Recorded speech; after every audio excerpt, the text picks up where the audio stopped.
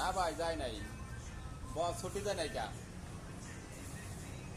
কুরবানি দিছে, বাড়িতে দিছে,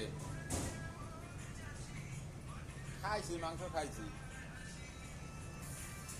না ভাই, মা তো মা আর বউ তো বউ।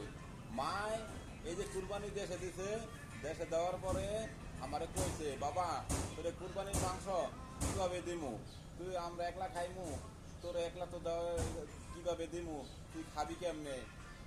মা পোলার লইকা কত দরদ, মায় পোলার লইকা কুরবানির গোস্ত পাঠানোর লইকা ব্যস্ত। আর বউ কয় না যে কুরবানির গোস্ত খাইছো নি, কেমনে পাঠাইমু, কেমনে কি করুম জানায় দাও। মা এটা কয়, কিন্তু বউ এটা কয় নাই। বউ মার কাছে কোনোদিন ঠেকবা না, মা বিপদে পড়লে মা কোনোদিন ঠেকাইব না, উদ্ধার করবই। বউর কাছে সবসময় ঠেকবা, বউর কাছে একটা জিনিসের মধ্যে থেকে যাবে গা, এইটাই বাস্তব।